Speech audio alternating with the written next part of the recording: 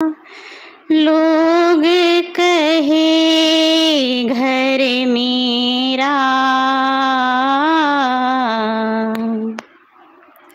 लोग कहे घर मेरा, भूला लोग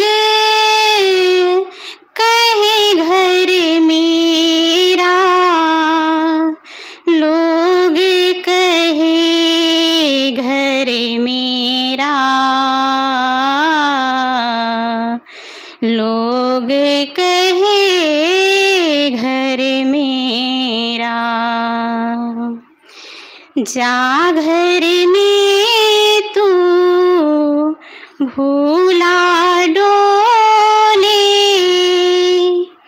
जा घर में तू भूला डोले, सो घर नाही तेरा, सो घर नाही तेरा, भूला लोग कहे घर मेरा, लोग कहे घर मेरा, लोग कहे घर मेरा, हाथी घोड़ा बैल वाहना, हाथी घोड़ा बैल वाहना, संग्रह कियो घनेरा,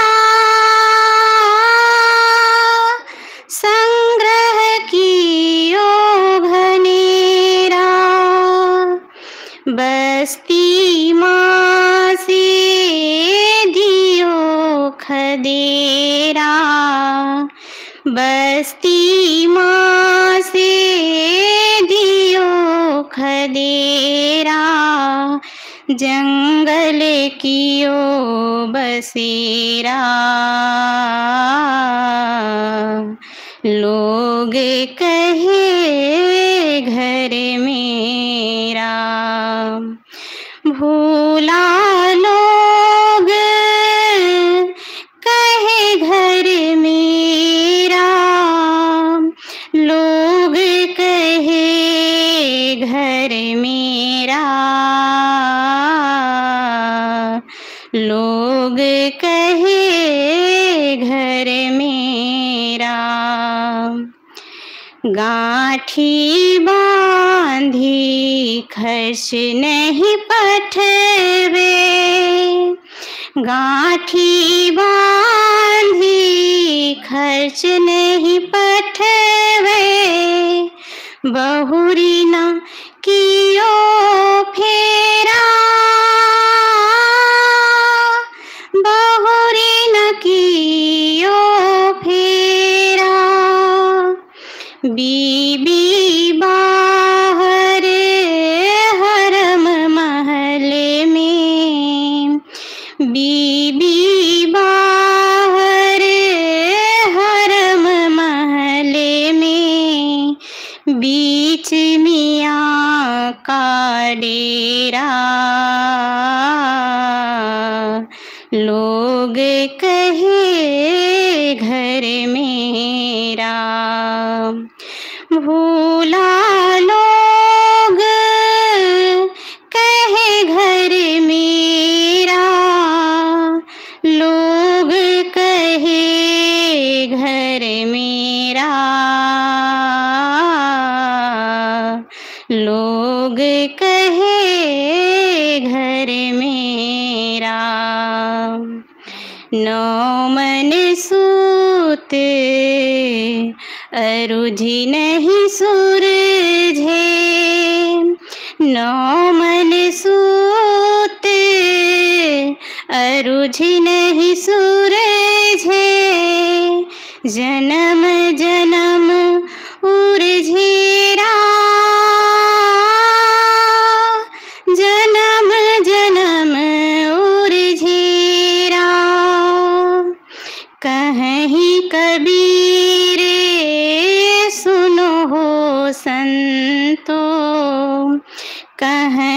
कबीर सुनो हो संतो, यह पद का करो निबेरा।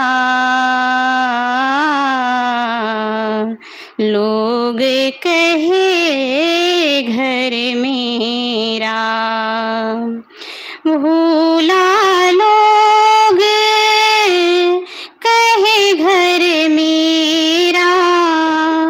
लोग कहे घर मेरा, लोग कहे घर मेरा। जा घर में तू भूला डोले, जा घर में तू भूला डोले। सो घर नाही तेरा, सो घर नाही तेरा। भूला लोग कहे घर मेरा, लोग कहे घर मेरा। लोग कहे घर मेरा, लोग कहे घर मेरा। लोग कहे घर मेरा। बोलिए सद्गुरु कबीर साहिब की जय, संत समाज की जय, भक्त समाज की जय। साहिब बंदगी साहिब। बोलिए सद्गुरुदेव की जय। अभी हम सब लोग नीलम जी से बहुत ही सुंदर भजन सुन रहे थे। मैं पूज्य श्री साहिब जी से करबद्ध प्रार्थना करती हूँ, आपके श्री चरणों में त्रैबार साहिब बंदगी करती हूँ कि आप अपने अमृत विचारों से हम सबको लाभान्वित करने की अपार दया करें। साहिब बंदगी साहिब।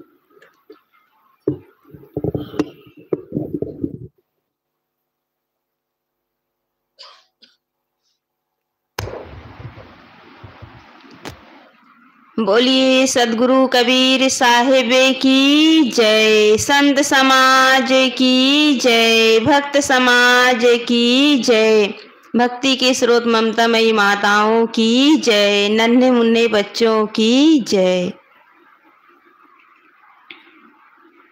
ध्यान मूलम गुरुर्मूर्ति, पूजा मूलम गुरुपदम, मंत्रमूलं गुरुर्वाक्यं, मोक्षमूलं गुरुकृपा। गुरुर्देवो गुरुर्धर्मो, गुरुर्निष्ठा परं तपः, गुरु परतरं नास्ति, नास्ति तत्त्वं गुरु परम। प्रातः स्मरणीय परम पूज्य गुरुदेव जी, वंदनीय संत समाज, सम्माननीय आत्मी बंधुओं, ममतामयी माताओं एवं नन्हे मुन्ने बच्चों, आप सबके बीच मैं भी अपना कुछ विचार रखने जा रही हूँ। संसार में दो प्रकार के लोग पाए जाते हैं। एक प्रकार के लोग हैं जो भाग्यवादी हैं, भाग्य के भरोसे बैठे रहते हैं, अपने भाग्य को दोष देते हैं, कहते हैं कि हमारे भाग्य में गरीबी है, दरिद्रता है, हम दुखी हैं, हम पीड़ित हैं। बस अपने भाग्य का रोना रोते रहते हैं और अपने भाग्य को कोसते रहते हैं। और ऐसे लोग भगवान को भी कोसते हैं कि हे भगवान, हमें इस संसार में इस हालत में हमें पैदा क्यों किया, हमें दुखी और दरिद्र क्यों पैदा किया। वे केवल भाग्य को कोसते रह जाते हैं, अपने जीवन में ऊपर उठना नहीं चाहते। और दूसरे प्रकार के लोग होते हैं जो भाग्य जो मिला हुआ है, भाग्य में जो मिला हुआ है, उन भाग्यों को, उन चुनौतियों का सामना करते हुए आगे बढ़ते हैं, अपने जीवन में कर्म करते हैं। जीवन में जो सफलता की ऊंचाई पर पहुंचा है वो यूं नहीं पहुंचा है, अपने जीवन में कर्म किए, पुरुषार्थ किए, मेहनत किए, साहस और लगन से, सच्चे श्रद्धा भाव से मेहनत किए, तब वो सफलता की ऊंचाई पर पहुंचे हैं। किसी के भरोसे यदि बैठे रहेंगे तो कहते हैं कि कुएं का पानी भी नहीं, आदमी को कुएं का पानी भी उसे पूरा नहीं होता, बैठे बैठे कुएं का पानी भी पूरा नहीं होता। तो हम व्यवहार जगत में बिना परिश्रम किए, बिना मेहनत किए यदि हम अपने भाग्य को चमकाना चाहते हैं तो हमारी नासमझी है, नादानी है। आज जो सफलता की ऊंचाई पर पहुंचे हैं वे अपने जीवन में बाहरी चुनौतियों का सामना करते हुए ऊपर उठे हैं। लोहार के काम करने वाला आज प्रसिद्ध करोड़पति नहीं, अरबों खरबों की संपत्ति के मालिक बने हैं, टाटा जी। वे शिखर पर पहुंचे हैं तो शून्य से अपना जीवन शुरू किए हैं, अपना जीवन शून्य से शुरू किए हैं, तब वो शिखर पर पहुंचे हैं। उनके जीवन में कितने उतार चढ़ाव आए होंगे, कितनी प्रतिकूलताओं को वो अपने जीवन में प्रतिकूलताओं का सामना किए हैं, तब वो ऊंचे व्यक्तित्व के धनी बने हैं। सड़क के किनारे जूता टाकने वाला आज टाटा कंपनी का बहुत बड़ा मालिक बन गया। हमें विचार करना है कि हम यदि अपने भाग्य को चमकाना चाहते हैं, हम अपने जीवन में आर्थिक क्षेत्र में, सामाजिक क्षेत्र में, राजनीतिक क्षेत्र में, कोई भी क्षेत्र में हो या अध्यात्म के क्षेत्र में आगे बढ़ना हो तो बिना पुरुषार्थ के हम आगे नहीं बढ़ सकते। लेकिन मनुष्य जो है अपने भाग्य का रोना रोते हैं, भाग्य में दुख है, भाग्य में हमारी दरिद्रता है, बस इसी का रोना रोते हैं। लेकिन ये भाग्य बना कैसे, भाग्य बना कैसे, इस पर विचार नहीं करते।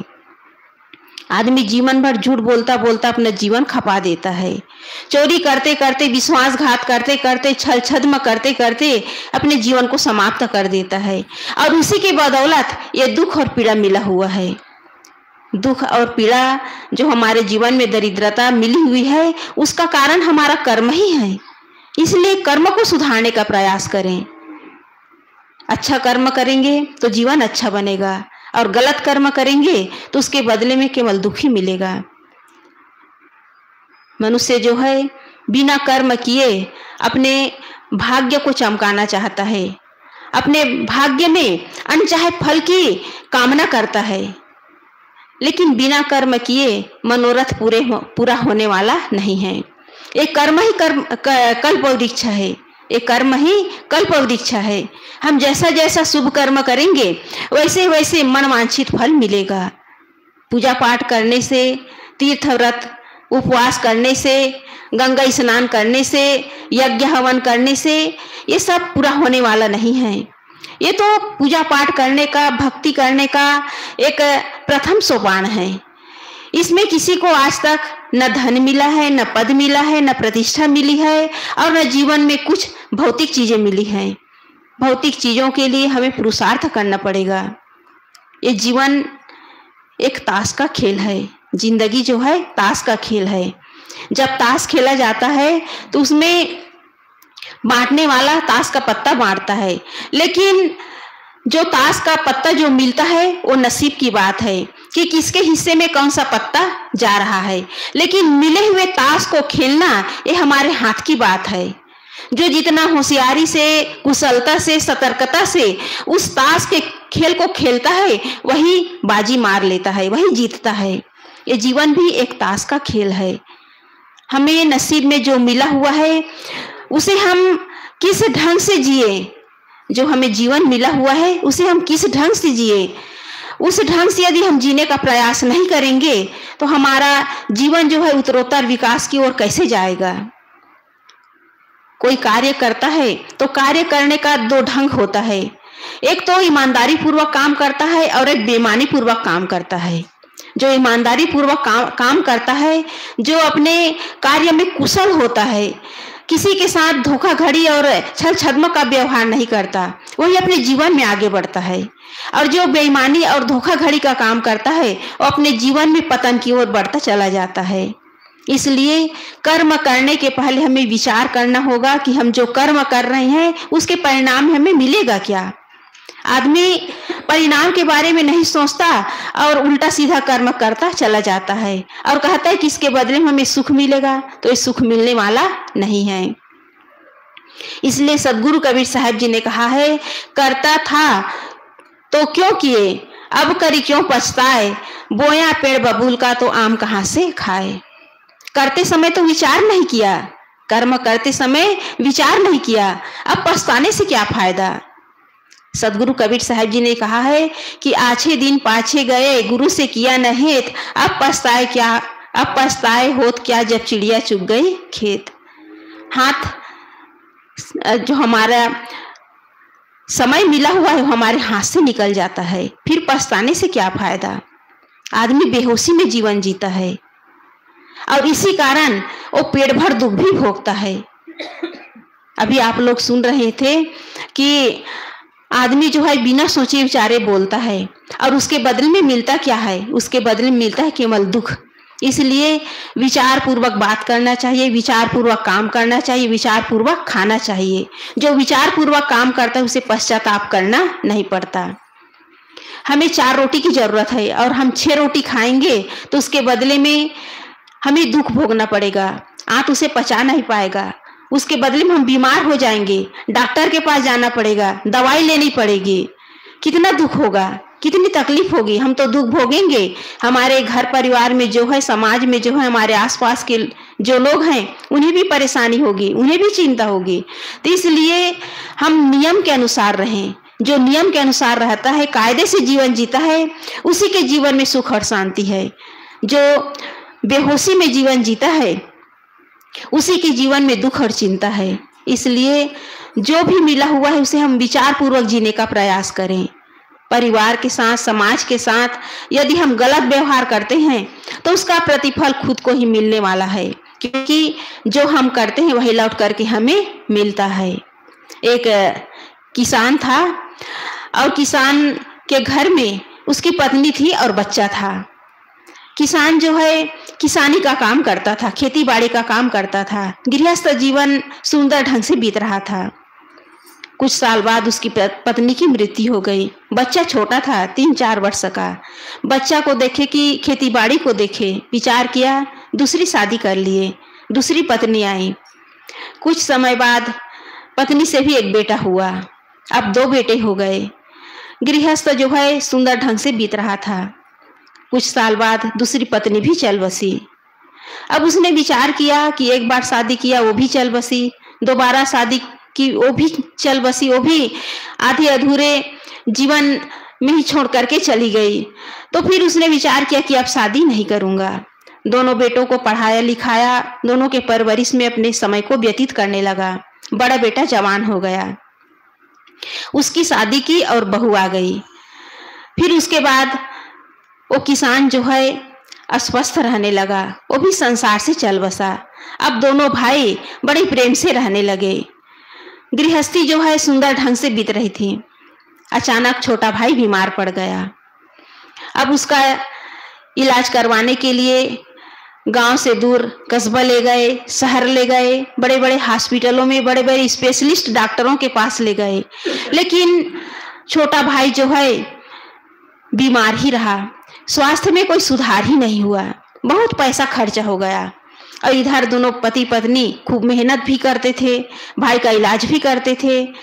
अब भाई के अंदर तो कोई गलत भावना पैदा नहीं हुई, गलत भाव नहीं आया, लेकिन उसकी पत्नी के अंदर गलत भावना पैदा हो गई। कहने लगी अपने पति से कि भाई के इलाज में हम लोग कितना पैसा खर्चा करेंगे, हम लोग सुबह से लेकर शाम तक मेहनत करते हैं और पूरा पैसा भाई के इलाज में खर्चा हो जाता है। उन्होंने चुपके से कहा कि ऐसा करते हैं, हम लोग वैद्य के पास जाते हैं और उससे सलाह लेते हैं कि इसको दवाई के बदले में जहर दे दिया जाए। उसे कहते हैं कि दवाई के बदले में इंजेक्शन लगता था उनको, एंटीबायोटिक का, दर्द का और विटामिन का इंजेक्शन लगता था। तो उसकी पत्नी कहने लगी कि इंजेक्शन जो दवाई का इंजेक्शन लगता है उसकी जगह जहर का इंजेक्शन हम लोग लगवा देते हैं, ताकि छुट्टी मिल जाए, झंझट समाप्त हो जाए और इसके हिस्से का जमीन भी हम लोगों को मिल जाएगा। हम लोग आराम से अपनी गृहस्थी चलाएंगे। उनकी भावना में कितना नकारात्मक सोच आया। उसका पति भी पत्नी की बातों में वो भी आ गया, वैद्य के पास गया और कहने लगा कि छोटे भाई को बहुत ही परेशानी है, बहुत ही दिक्कत है, रात भर सोता नहीं है। अब बहाना चाहिए, रात भर सोता नहीं, हम लोग परेशान हो जाते हैं और इतना इलाज करवाए हैं कि पूरा पैसा खर्च हो गया। आपको जितना फीस लेना हो ले लो, लेकिन इसे जहर का इंजेक्शन दे दो। वैद्य भी मान गया। वो भी ये भी नहीं सोचा कि मैं धर्म का काम करूं कि अधर्म का काम करूं, वो भी नहीं सोचा। वो भी अंधा हो गया। किस कारण? धन के लोभ के कारण वो भी अंधा हो गया। जहर का इंजेक्शन दे दिया, छोटा भाई चल बसा। साल भर के बाद उसकी पत्नी से एक बेटा पैदा हुआ। घर में खुशी का माहौल छा गया। दोनों पति पत्नी इतने खुश हुए कि हमारे घर में बहुत दिनों बाद बेटा पैदा हुआ है। खूब धूमधाम से जन्मोत्सव मनाया गया। बेटा बड़ा हुआ, जवान हुआ, उसकी शादी हुई और शादी हुई उसके बाद उसका बेटा जो है बीमार पड़ गया। बेटा बीमार पड़ा तो इतना इलाज करवाया कि कहीं ठीक होने का नाम ही नहीं लिया। पूरा पैसा खत्म हो गया, आधी जमीन बिक गई, लेकिन बेटा ठीक नहीं हुआ। एक दिन पिताजी जो है बेटे के पास बैठा हुआ था। उसका शरीर इतना जर्जर हो चुका था, केवल हड्डी हड्डी बचा था। बेचारा दुखी था, मेरा बेटा ठीक नहीं हो रहा है। तो उसका बेटा कहने लगा कि भाई साहब हिसाब किताब चुकता हो गया। उसका बेटा कहने लगा भाई साहब हिसाब किताब चुकता हो गया। तो उसका पिता कहने लगा कि बीमारी हालत में इसकी जो दिमागी हालत है वो ठीक नहीं है, एक कुछ का कुछ बोल रहा है। कहने लगा कि बेटा मैं तुम्हारा पिता हूँ, मैं तुम्हारा भाई नहीं हूँ। तो कहने लगा कि आप मेरे भाई हो, आपने मुझे जहर का इंजेक्शन दिया। क्यों दिया था? केवल मेरे संपत्ति के लिए, और जो मेरी संपत्ति थी मेरे इलाज में बिक गया, हिसाब किताब बराबर हो गया। ऐसा लगा उस पिता को, ऐसा लगा कि ये मेरे साथ हो क्या रहा है। उसके होश गायब हो गए। उसने कहा कि ये तुम्हारी पत्नी का क्या होगा, क्योंकि उस समय सती प्रथा का चलन था। जब पति मर जाता था तो पत्नी को भी उसमें सती होना पड़ता था। उस समय सती प्रथा का प्रचलन था। तो उसका पिता कहने लगा कि इसका क्या होगा, नई नवेली बहू है, इसका क्या होगा, ये बिना मतलब कि तुम्हारे साथ मरेगी, इसको सती होना पड़ेगा। तो उसका बेटा कहने लगा पिताजी ये मेरी पत्नी तो है, लेकिन कौन है इसे आप नहीं जानते। ये वही वैद्य है जिन्होंने मुझे जहर का इंजेक्शन दिया था, और ये कुछ समय बाद इसकी भी मृत्यु, उस वैद्य का भी शरीर छूट गया और ये पत्नी बनकर मेरे साथ आई है। इसे भी जलना पड़ेगा, इसे भी मरना पड़ेगा। यह है करनी का फल। इसलिए पथिक महाराज जी ने कहा है कि मिल रहा है वही तुमको जो कि पहले से दिए हो, उसी का फल सामने है शुभ अशुभ जैसा किए हो। बीज अनुचित कर्म के यदि बो चुके हो अब न बोना, उठो मानव आंखें खोलो सो चुके हो अब न सोना। हम कहाँ खोए हुए हैं, हम सोए हुए हैं। और यही कारण है कि हमारे जीवन में दुख है, पीड़ा है, संताप है। हम अपने कर्म को सुधारने का प्रयास नहीं करते, केवल भाग्य के भरोसे बैठे हुए हैं। लेकिन ये भाग्य तभी चमकेगा जब हमारा कर्म अच्छा होगा। इसलिए महापुरुषों ने हमेशा कर्म को सुधारने का ही संदेश दिया है। महाराष्ट्र के महान संत हैं समर्थ रामदास जी, समर्थ गुरु रामदास जी। उन्होंने कहा है कि प्रयत्न को ही भगवान समझो, प्रयत्न को ही भगवान समझो। तुकाराम दास जी ने कहा है, संत तुकाराम दास जी ने कहा है कि यदि तुम श्रम नहीं करोगे तो फल कैसे मिलेगा, पहले श्रम करो फिर फल मिलेगा। भगवान ईसा मसीह ने कहा है कि ईश्वर जो है, प्रभु जो है उसी की मदद करता है जो स्वयं अपनी मदद करता है, जो स्वयं मेहनत करता है, पुरुषार्थ करता है, भगवान भी उसी की मदद करता है। भगवान बुद्ध ने कहा है अपदीपो भवः, अपना प्रकाश स्वयं बनो। स्वयं हम पुरुषार्थ करेंगे, मेहनत करेंगे, तब हम आगे बढ़ेंगे। किसी के भरोसे यदि बैठे रहेंगे तो हमारा जीवन जो है पतन की गर्त में चला जाएगा।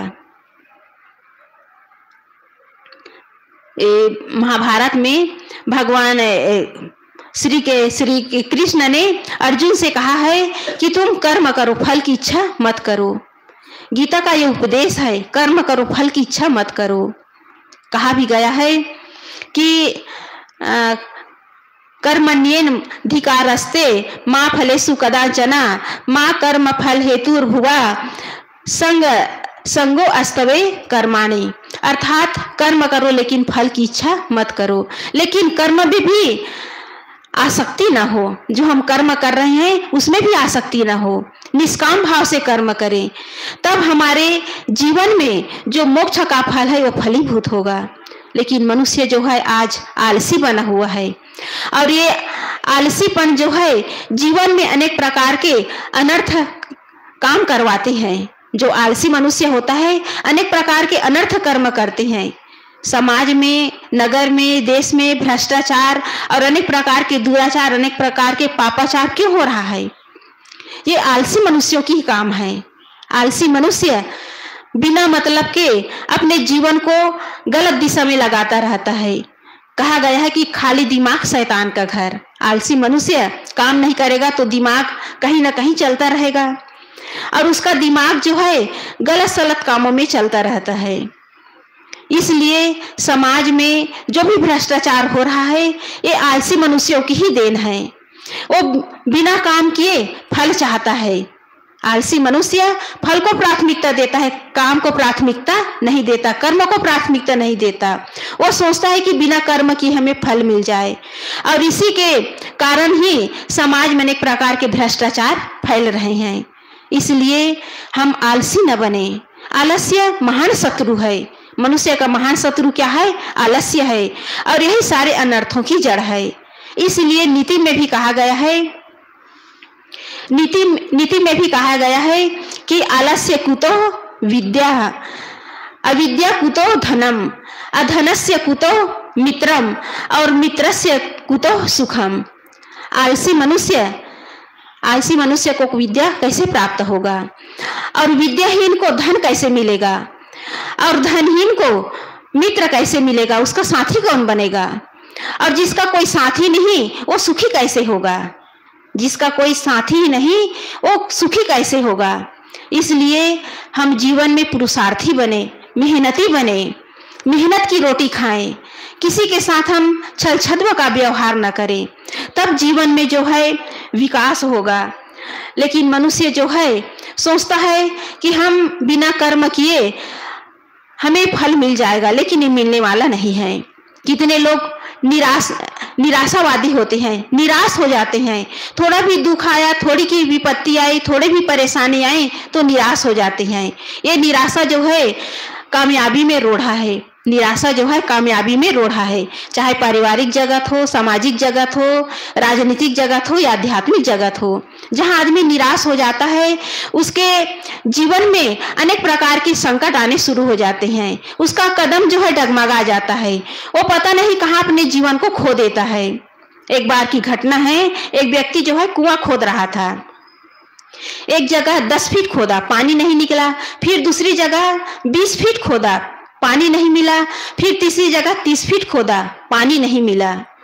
वह निराश हो गया और बैठा रहा, दुखी मन से बैठा रहा। उसका दोस्त आया, मित्र आया, कहने लगा कि तुम इस तरह उदास क्यों हो, तुम इस तरह दुखी क्यों हो? तो कहने लगा कि मैं कुआं खोदना चाहता हूँ लेकिन पानी ही नहीं मिलता। तो उसके मित्र ने कहा कि तुम जिस धैर्य से, जिस लगन से तुम काम कर रहे हो उसमें तुम्हारा मन नहीं लग रहा है। तुम्हारा मन जो है सही दिशा में नहीं लग रहा है। तुम धैर्य से, लगन से, श्रद्धा से एक ही जगह खोदो। तुम एक जगह खोद दिए, फिर दूसरा जगह खोद दिए तो इसमें सफलता मिलने वाला नहीं है। तुम एक ही जगह खोदो तो कुएं में जो है पानी मिलेगा। तो व्यक्ति जो है तीसरी जगह 30 फीट खना था, उसमें 10 फीट और खोदा, पानी निकल गया। तो हम जिस काम को हम श्रद्धा से, लगन से और उत्साह से करेंगे तो उसमें सफलता जरूर मिलेगी।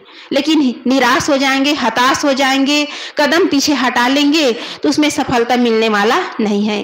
हमारे ऋषि मुनि जो है घोर तपस्या किए और अपने जीवन में आश्चर्यजनक सामर्थ्य हासिल किए। कहा जाता है भागीरथ तपस्या करके गंगा को इस धरती पर लाए। ये एक कहानी है, इसे कोई जानता नहीं है, लेकिन अभी वर्तमान जीवन में सच्ची घटना है। हमारे आधुनिक जीवन के एक भागीरथ है दशरथ मांझी। ये बिहार के गया जिला के एक बुजुर्ग है जो अब संसार में नहीं है। 2007 में उसका शरीर छूट गया। वो वर्तमान आधुनिक युग के भागीरथ हैं। उन्होंने क्या किया? उन्होंने पहाड़ को तोड़ने का काम किया। उसके जीवन में कुछ घटनाएं घटी और उससे सबक सीख करके उन्होंने तय किया कि मैं इस पहाड़ को तोड़ करके सड़क बनाऊंगा, क्योंकि उस गांव से शहर जाने के लिए 50 किलोमीटर की दूरी थी।